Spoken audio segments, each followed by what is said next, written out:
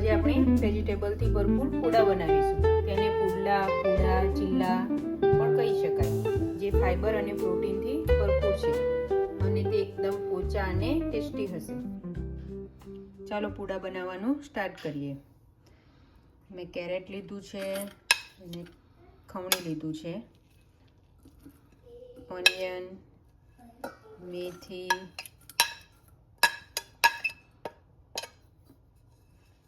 કોથમીર અને પાલક.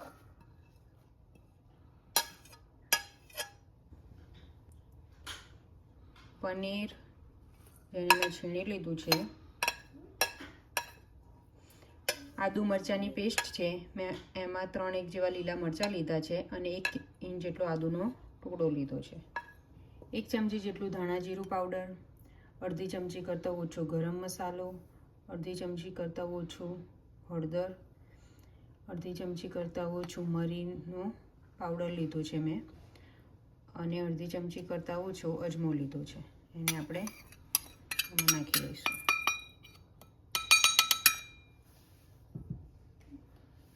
સ્વાદ અનુસાર સોલ્ટ અને 1 ચમચી જેટલી ખાંડ લીધી છે. 2 ચમચી જેટલું દહીં લીધું છે, જે દહીં ખાટું છે. જો તમારે દહીં મોડું નાખવું હોય તો તમે 1 ચમચી જેટલો લેમન જ્યુસ નાખી શકો છો.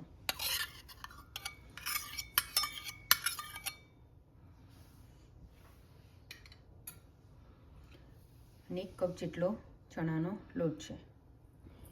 બધા મસાલા આપણે નાખી દીધા છે. હવે એને આપણે મિક્સ કરી લઈશું.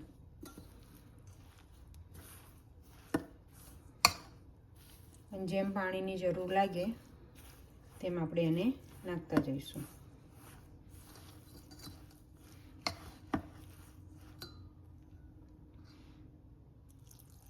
થોડું થોડું, જેથી એમાં લમ્સ ના પડે.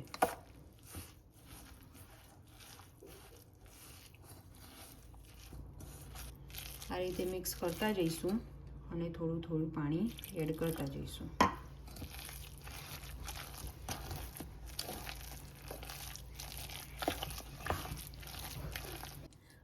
હજુ આ મને થોડું થીક લાગે છે, એટલે હું અંદર થોડું પાણી નાખીશ અને આ રીતે મિક્સ કરતા જઈશું. આ રીતે હલાવતા જઈશું.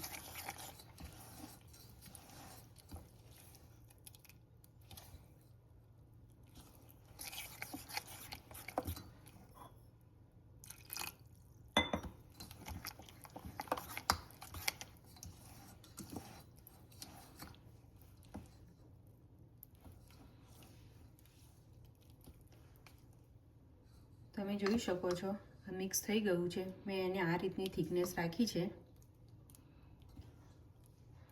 હવે આને હું 10-1 મિનિટ જેવું રેસ્ટ આપીશ.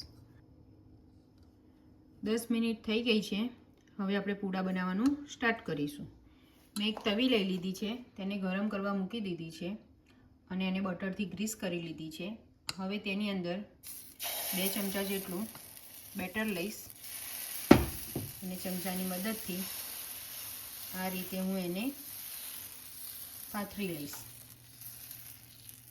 રાઉન્ડ શેપ આપી દઈશ.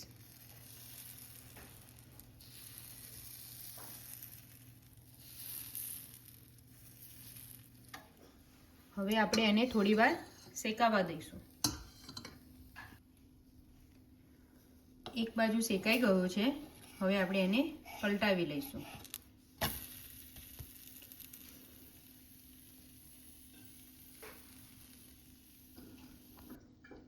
હવે તેની ઉપર આપણે બટર લગાવીશું.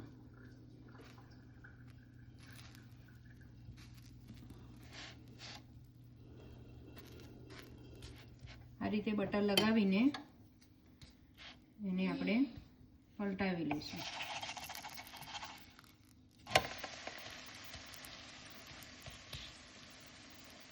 હવે બીજી બાજુ પણ થોડીવાર શેકાવા દઈશું.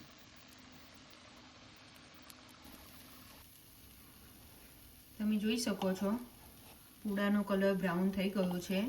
બંને બાજુથી શેકાઈ ગયો છે. હવે આપણે એને કાઢી લઈશું.